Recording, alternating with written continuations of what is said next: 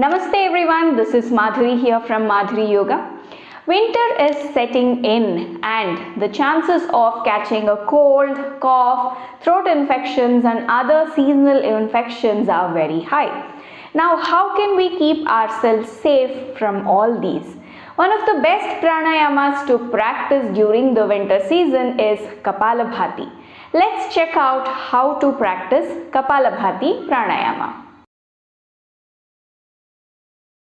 Sit in any meditative position. Your meditative positions are Padmasana, your normal Sukhasana, Vajrasana or Ardha Padmasana, Siddhasana, Siddhi Yoniasanas. Now all these positions are comfortable for the practice of Kapalbhati. The next thing that you need to ensure is your spine should be straight. Any pranayama practice, this is the prerequisite so that the breathing happens comfortably. The third thing to remember is you need to keep your shoulders, neck and eyebrows relaxed.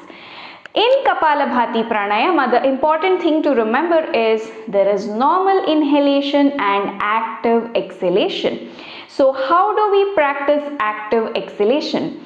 Imagine you have a cold and you're trying to blow your nose to remove the mucus. That is active exhalation. So let's check out how to do this. So keep your palms open, keep your spine straight. Let's get started with a simple inhalation, exhalation.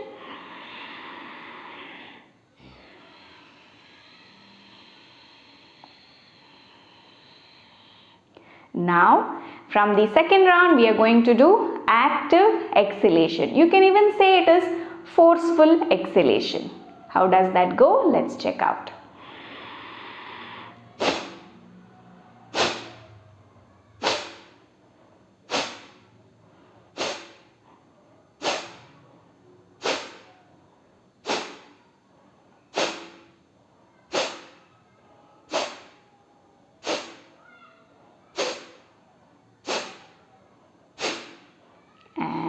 Relaxed. Now you must have already experienced some of the phlegm, mucus coming out during the practice, and that's how you know it is good for the winter season. The common mistakes that happen while Kapalbhati pranayama practice is that we focus too much on the active part of the breathing that we end up doing the active inhalation as well. Let me show you how that goes. This is not Kapalbhati.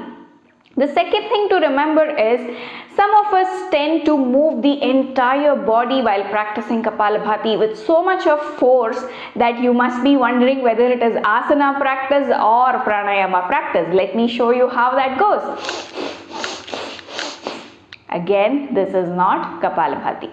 So make sure that your entire attention is on your exhalation, which is supposed to be active.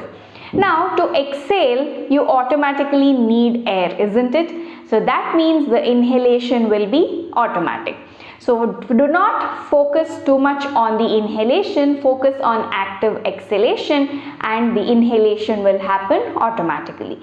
With the second point, only your abdomen should move up and down while practicing Kapalbhati.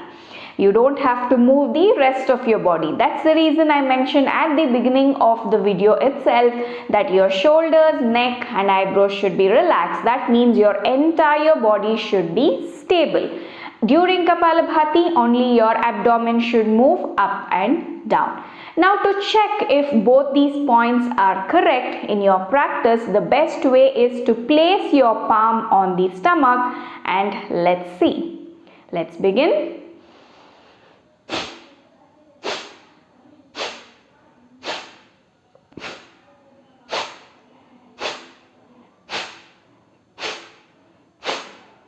And relax.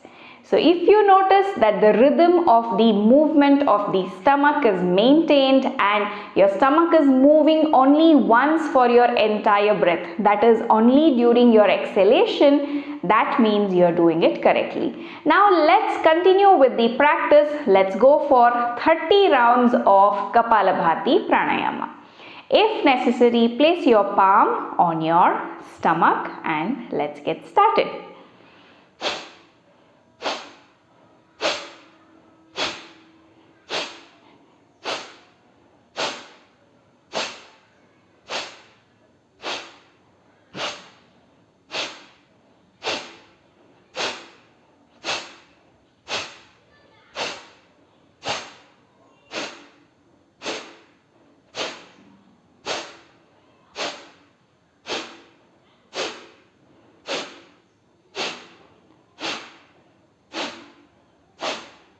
And relax.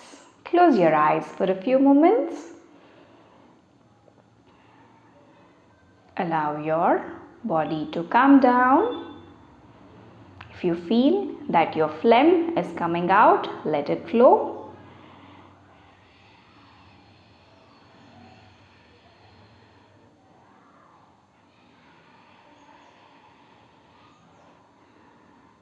Slowly and gently open your eyes. Now, as a beginner, you can start off with 10 strokes, go up to 15, 20, 25 and go on continuously increasing the number of strokes as you are comfortable with the practice. Now, Kapalbhati is very effective to cure your infections as well as increase your lung capacity. I hope you found this video useful. If you like it, hit the like button, subscribe to my channel and let's meet in the next one. Be kind, be present, keep practicing. Namaste.